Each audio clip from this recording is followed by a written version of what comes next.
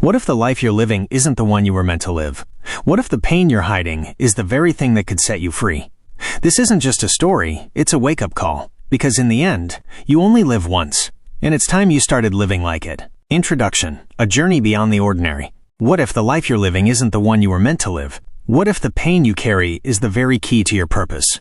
In You Only Live Once, Studi Changle invites us on a soul-stirring journey through the lives of three strangers, each broken, each searching, and each unknowingly destined to transform not just their own lives, but each other's. This is not just a story. It's a mirror, a whisper, a call to awaken the dreamer within you. Let's dive into this modern fable of passion, pain, and purpose. The setting: Goa, where the soul meets the sea. The story unfolds in the vibrant, free-spirited backdrop of Goa. But this isn't the Goa of parties and postcards. It's the Goa of solitude, of healing, of second chances. The ocean here doesn't just crash, it listens. It reflects. It heals. And it's here that three lives collide. Alara, the wounded star. Alara is a YouTube sensation.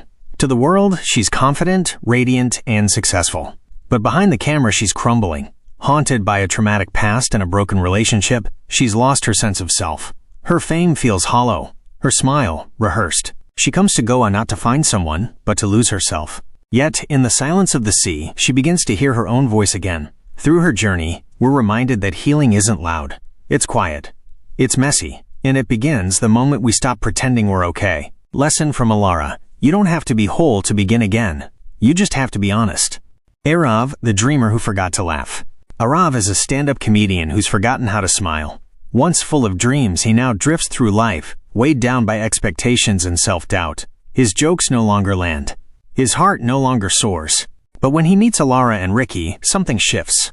He begins to remember the boy who once believed in magic, the boy who laughed without fear, the boy who dared to dream. Arav's story is a powerful reminder that sometimes we don't need a new path. We just need to remember why we started walking. Lesson from Arav: your dreams don't die. They just wait for you to believe again. Ricky, the monk with a guitar. Ricky is the soul of the story.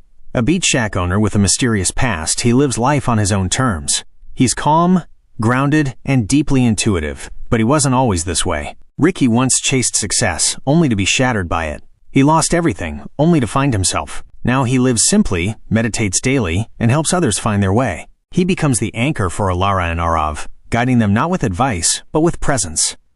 With silence. With truth. Lesson from Ricky: you don't need to escape the world to find peace. You just need to return to yourself.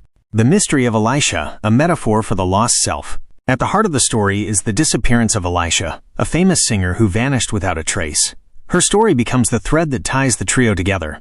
But as they search for her, they begin to realize they're really searching for themselves. Elisha represents the part of us we abandon when life gets hard.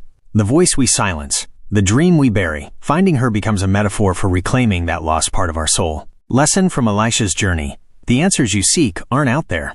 They're within you, waiting to be heard. Themes that resonate deeply. 1. Healing takes time and courage. Each character is broken in their own way. But healing doesn't come from running. It comes from facing the pain, sitting with it, and choosing to grow anyway. Sometimes, the bravest thing you can do is admit you're not okay. 2. Passion is the compass of the soul. Whether it's music, comedy, or storytelling, each character rediscovers their passion. And in doing so, they rediscover themselves. When you follow what sets your soul on fire, the world lights up with you. 3. Solitude is not loneliness. Goa becomes a sanctuary, a place where silence speaks louder than noise. The book beautifully shows that solitude isn't emptiness, it's space. Space to breathe, to feel, to become. In the quiet, you meet the real you. 4. Connection heals. Though they begin as strangers, Alara, Arav, and Ricky become each other's mirrors.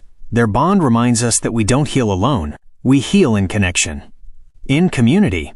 In love. Sometimes, the right people enter your life not to stay, but to awaken you. Reflections for the reader.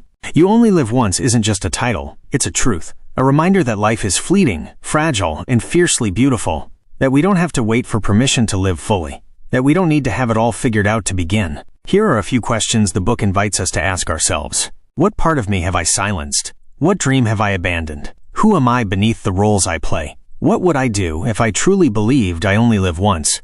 Final takeaway, a call to action. If you're feeling lost, stuck, or broken, this book is for you.